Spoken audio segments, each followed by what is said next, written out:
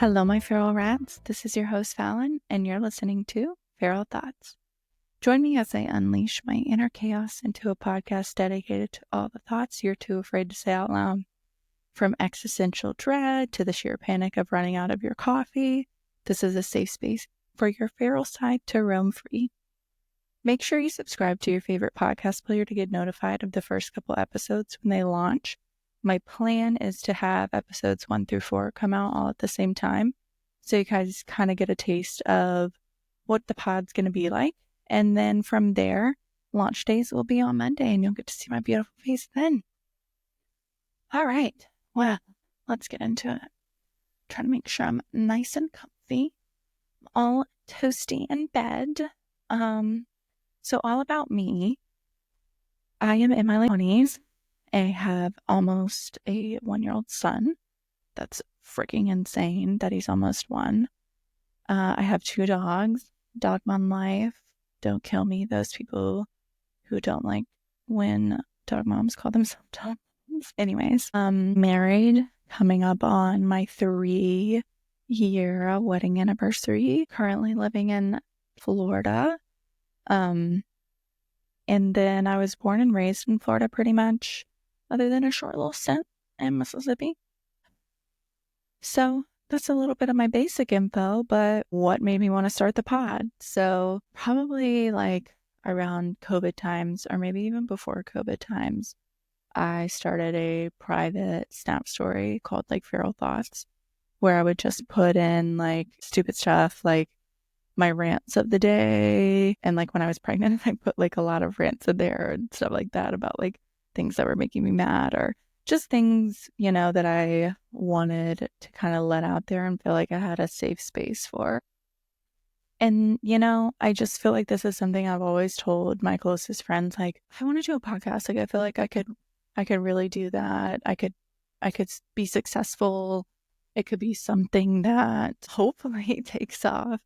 But, you know, I just couldn't push myself. But then, you know, the more I thought about it, I'm like, literally all me and my friends do is send like voice messages back and forth to each other, like yapping and complaining and ranting about life. So like, how come I can't just turn that into a pod, you know? And then kind of my final push was my hairstylist and good friend was like, you're literally made to have a podcast or like be on TikTok or do something like that. And I was like, you know what?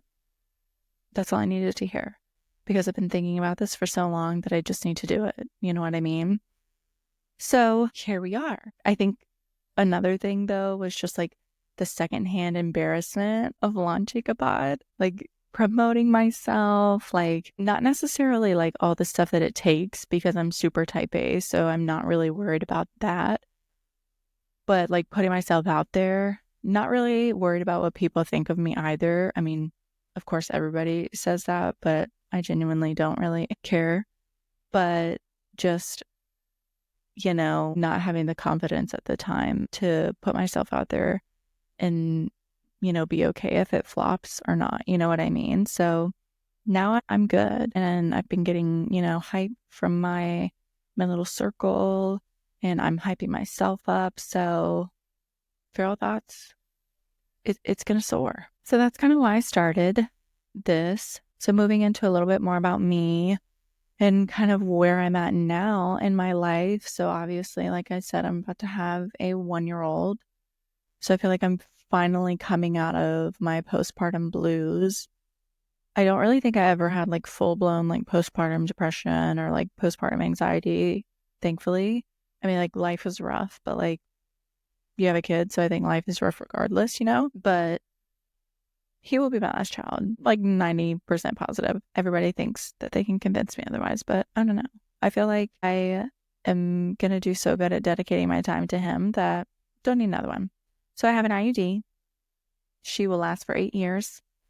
I don't want to hear anybody who has like complications with their IUD and it not lasting that long or whatever. Keep the comments to yourself, because I like to live in Delulu land, where if the IUD says it's going to last 8 years, it's going to last 8 years.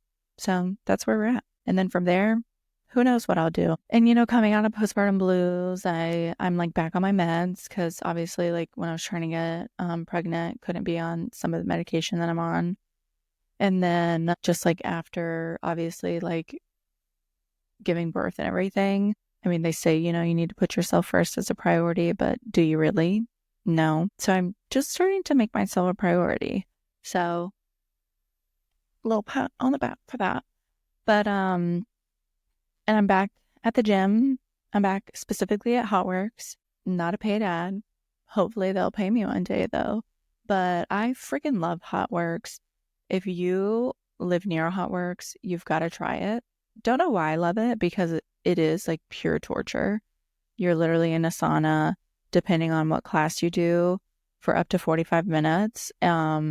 And they're like automatically set at 125 degrees. Obviously, you can adjust them. I think the highest they go is like 130, but it's awful. You do like a plethora of classes. Like you can do like Pilates or like they have like buttons. It's great. Like, love it, but it's also torture.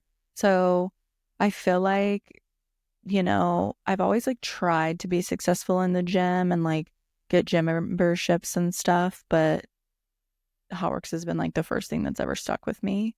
I was going to Hotworks before I got pregnant, and I remember being like so depressed because I'm like, damn it, I can't go to Hotworks anymore. So happy to be back and doing that because it brings me joy. What should you be expecting out of the pod? You're probably like, what in the world have I got myself into? This girl I was talking about, like, what? Welcome to my chaos. Honestly, this is going to be my attempt to make sense of the world and let it out, talk about my failures because everybody fails, you know. Definitely going to hear about my overthinking, awkward anecdotes, oversharing for sure. Like, not even a question. Definitely going to overshare. As far as like talking about specific topics, you know, I think there will definitely be things each episode I will want to talk about, but I don't really think there's going to be a specific path, you know? But of course, we'll talk about all my lore and trauma. There's a lot, so it'll take us a while to get into it. You'll definitely enjoy learning why I am the way that I am. You'll have some of my besties coming on the pod, which is like so crazy that I've been able to convince some of them to do this kind of like with me, you know, because we do not always have the most appropriate conversations. And we've always all been like, oh no, we can't do like a podcast. We'll definitely get canceled. Like cancel culture will come for us because we just say really out of pocket shit. So fingers crossed we can be on our best behavior. If not, I'm going to get really good at the bleep feature. But yeah, I'm really excited. In the next couple episodes, you'll get to meet two of my good friends as well. And then just from there, having more of them on. And another thing I felt like I was so scared about this is because I was like, oh my God, cancel culture. And then like I'm a professional, like I have a full-time job. Like I don't want to be fired for like saying things on my podcast. Like there's so much to worry about. But you know, I just started to think about it and I was like, you know what? Like there's professional me and then there's like real me.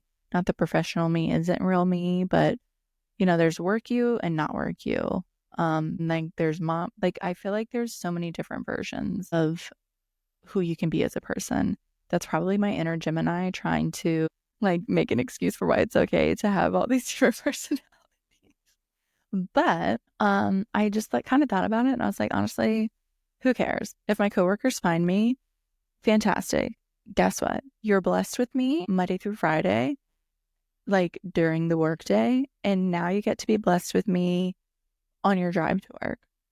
Like what more could you ask for? So one thing I definitely wanted to talk about today was like different stages in life, because I was talking about this with one of my friends the other week about how like who I am now is literally nowhere near who I was like, you know, 5, 6, 7, 8, 9, all the way up to 10 years ago. Clearly, you know, everybody's supposed to have growth and development.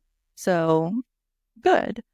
But like, I think I have done like a full 360.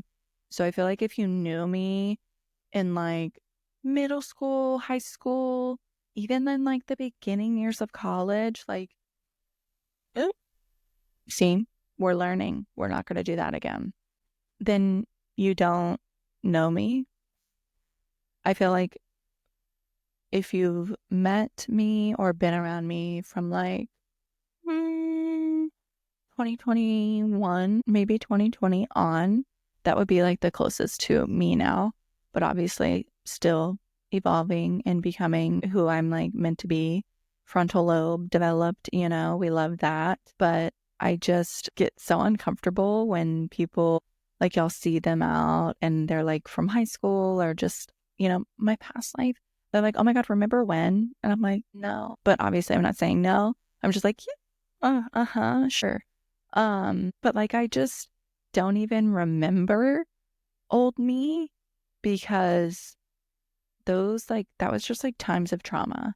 Like I feel like so sorry to those of you who knew me in high school and like the beginning of college because there was so much internally that I was dealing with that I was clearly not processing the right way and not properly coping. So I've just like disassociated all the time and like that part of my life has been disassociated. Who knows? Maybe that's not even a great coping mechanism, but it's working. So that makes me uncomfortable because I'm like, yeah, like I don't really know what you're talking about. And like an example of this, so like during Christmas, I went home to Mississippi, and then me and my grandmother went in Ross shopping like last minute. And I was in like the little kid section, like looking at some shoes and stuff for my son. And this person comes up to me and they're like, "Hey, Fallon." And I looked at them and I was like, I could tell I knew who they were, obviously. So I was like, like that fake hey too, when you're like, I know you, but I don't know you type situation. So it's very much what it was. And I guess like, it was readable on my face because he goes, "Do you know my name?" First of all, like to me, that was just like, oh my God, this is really embarrassing now. But second of all, like, isn't that embarrassing for them too? I would, if somebody, like if the roles were reversed, I would have just been like, "Okay, like have a great day." Like, and mentally been like, "Okay, clearly they don't remember who I am. So moving on." But like, I was like, like I know you, but like I can't remember. And then they told me and I was like, "Oh my God, yeah." And then like some pieces started to connect and I'm like, okay, well, now I'm clearly remembering why I don't really know you because I didn't I don't like that girl from the time period that I knew you. Um, but then it's so awkward because like I'm trying to shop and I'm like literally leaving the area that I want to be shopping in because I'm trying to avoid like peeking around, trying to see when the coast is clear and I can go back to where I want to go. And I'm just like, my God. So I just don't, it's not my favorite subject talking about things that I used to do. I like to talk about future me, you know what I mean? Like what I'm gonna do, like what I'm doing right now. I just like I don't like talking about the past. But, for those people who were a part of my formative years and a part of my very unhealthy coping mechanisms with all the trauma I was experiencing, thank you. Thank you. Those of you who stayed my friend through all those stages, thank you. Those of you who I probably was awful to because I was just developing. Sorry. Love you. Mean it. And thank you to therapy for like really fixing me. I mean, I'm not completely fixed, nor is that probably a great analogy now that I think about it, because like I wasn't really broken to begin with. I just had some stuff going on. That's probably what happens, when your mom dies. We'll talk about that later. All right. So why am I married and have a kid when I'm super young? Great question. One, as far as marriage goes, like I found my person, so didn't really feel like there needed to be like continued time. And I think by the time he proposed, we had been together about like 3 years. And then, I don't know, actually, maybe even like 4 years. And then by the time we were, married, we had been together for a while. And now we'll be married 3 years coming up here in a couple weeks. And then That's crazy, on top of like our dating anniversary. So yeah, why wait if you know that like that's your person? As far as kid, uh, I can do a entire episode on like that, but just to kind of short story summarize it, I have endometriosis, and obviously like that can cause some fertility issues for people.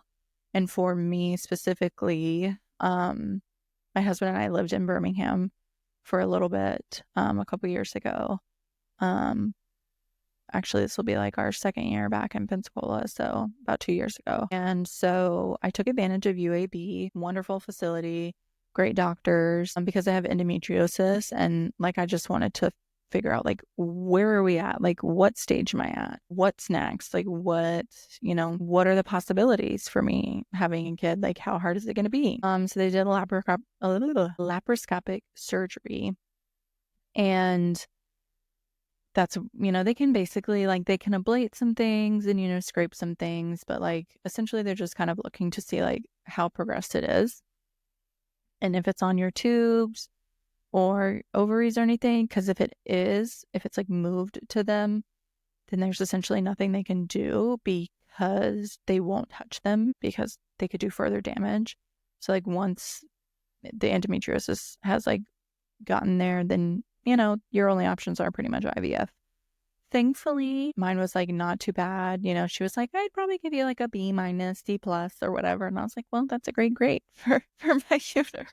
But she did mention to us, like, if this is where you are now, probably in several years, like, it will be really tough for you. So whatever timeline, if you did have a timeline, I would move it up. And of course, again, type A as I come, I did have a timeline. So timeline got moved up pretty much as soon as we got married. Actually, I think like before we even got married, I like just stopped taking my birth control. And it was not easy.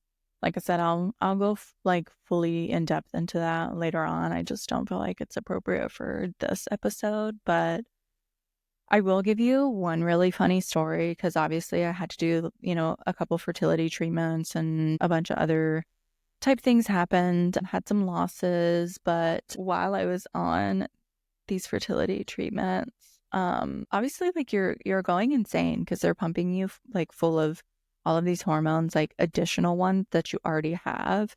And like, for the girlies, like how you feel like within your cycle, how like actually like the week you're on your period, like how you feel like the week leading up, like when you're ovulating. So like those emotions times 10, and then also like not at the usual times you would think that they are. So I was very emotional, which is, I don't want to say completely unlike me, because I definitely am emotional, but I'm not a huge crier. Like, I'm more on like the rage side of emotion, and like the perseverating side of emotion, to the like, I have to literally like watch shows that make me cry and read books that make me cry so that I can get that part out. So that was different for me. So Matthew and I had went to this like really nice restaurant one night, and like I had gotten this like bolognese or whatever, and it was phenomenal. But if you know me, I eat like a bird, even like fertility treatment wise, and even when I was pregnant, I felt like I ate like a bird, but just like snack wise, whatever. I digress. Back to the topic at hand. Did I mention I have ADHD? So be prepared for ping, ping, ping. So anyways, got this bolognese. Amazing. Obviously, I don't finish my meals. There's a to-go box that comes home with me pretty much anytime we go somewhere, unless Matthew eats it for me while we're there. He's my little garbage can. But brought it home, and second thing to know about me, probably not the second, billionth thing to know about me, is I'm not a huge leftover girly. I don't really like eating them. I feel like, I don't know, by the time I want that food again, the leftovers are like spoiled. Like, you shouldn't eat them anymore. So I'm like, okay. So he took the bolognese the next day for work. And then I'm getting up, getting ready for work, and like trying to pack my lunch. And I see that the bolognese is not there. And when I tell you I lost my mind, I lost my freaking mind. I like started crying and sobbing, and I called Matthew, and I was like, "You took the bolognese. Like, how dare you take the bolognese? Like, I needed that." Like, I was probably like throwing some F-bombs in there too, because let's be real, like, it's me. And then I hung up on him. And then I started even sobbing more because I was so freaking embarrassed that I just called my husband and like chewed his ass out for taking bolognese. Like, are we serious? Because in his mind, he was probably like, she never freaking eats leftovers. Like, let me just take this. So then he, of course, calls me back. He's like, I can bring it to your work. Like, I don't have to eat it. And I'm like, no, don't do that. And I think I would hang up on him again or whatever. And I'm like, I have to get ready. And so, like, I finished getting ready for work, whatever. So I'm on the way to work, and I finally call him back, and I'm like, okay, I'm good now. I'm okay. I've calmed down. So I think about that all the time, and I'm like, my God. So shout out to the girlies who are currently going through fertility treatments, because shit is rough. It's rough. So that's really all I have for you today. Just kind of wanted to give a quick little intro, talk about me, some of my lore. Obviously, we'll definitely get more into it. I'm just really excited for this journey. I'm excited that I've pushed myself and that everybody else is pushing me. Like, it's not just like I was like, oh yeah, I'm going to do this. And everyone was like, okay. Like, no, everybody's like following up. They're like, okay, so what's up? So happy about that. I'm just excited to kind of form like a group of listeners and have my little rats. You guys are going to be my little ratty, and grow and develop my frontal lobe a little bit more with you guys. You guys get to, continue to see the new versions of me as they come out. So thank you so much for listening to Feral Thoughts. I really enjoyed getting to chat today and share about myself. Can't wait to bring you some more content. Be sure to connect on all of my socials. Currently, we've got Insta and YouTube. Both of those are at Feral Thoughts Pod. Be sure to follow, and that'll help you stay in the loop of what's to come and any other content and things like that. Also, if you're loving it so far, please subscribe and follow and review, leave a comment. Let me know kind of what you want to see from here. If there's specific topics you would like to hear me talk about, I would really love that. So until next time, my rats.